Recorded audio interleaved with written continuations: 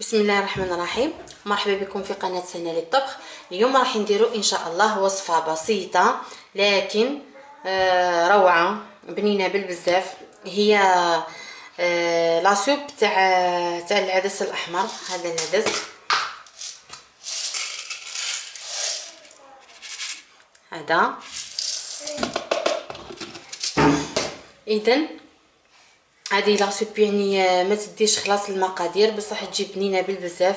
عندي هنايا البصل تاع الاخضر، هذا البصل الاخضر، ولكن ما عندكش تستعملي البصل الاخر الحب عادي. عندي هنايا البطاطا، عندي هنايا حبيبه صغيره طوماطيش باه ندخلو على هذيك الشوربه المزازه هذيك ولا الحموضه هذيك شويه. عندي هنايا الزروديه، حبه زروديه.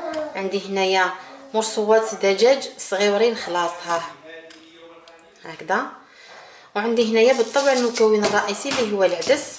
نبداو نديروها ان شاء الله هادو نقسمهم انا دي مورسو، البطاطا والجزر ما يهموش قص عشوائي خاطرش درك نميكسيهم في الاخير. هنا نجيب الجزر تاعي نقصو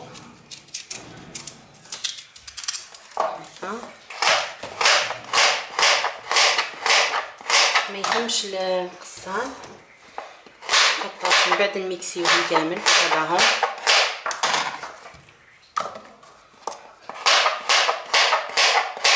قطعت هنا المرصوصات هذوك تاع الدجاج، حطيت شويه زيت، قطرات زيت كثرتش، يعني هذه الشوربه صحيه وتصلح في الشتاء.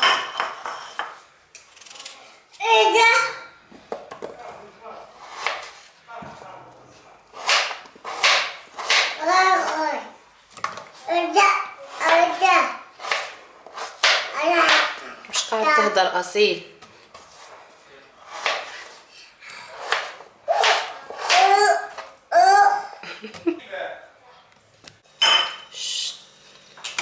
نزيدو البصله يعني كلش في بعضه.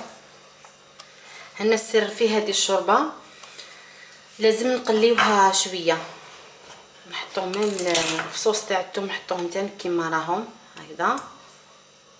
هنا قصيت الطماطم حطيتهم مكعبات معاهم بشكل عشوائي.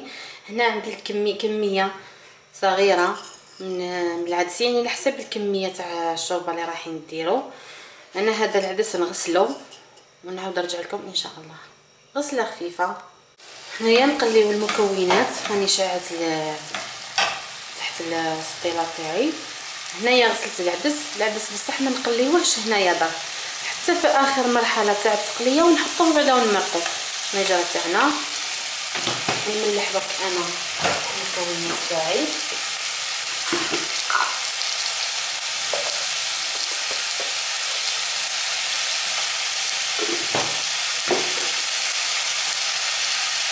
هنايا نقليو الخضره تاعنا تقليه خفيفه، ماشي نقليهم حتى يحتاري ولا يذوبوا خلاص، شويه برك هكذا باش نعطيوهم هذيك النكهه.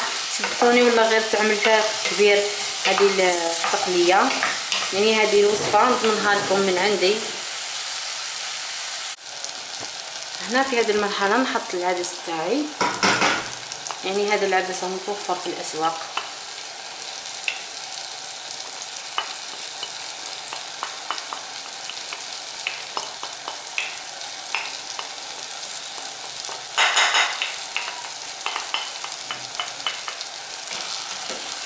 هكذا ما نقليهش العدس، نمرق هكذا الماء سخون.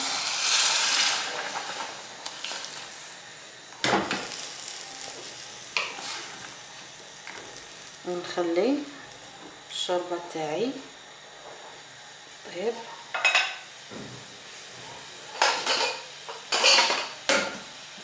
هكذا.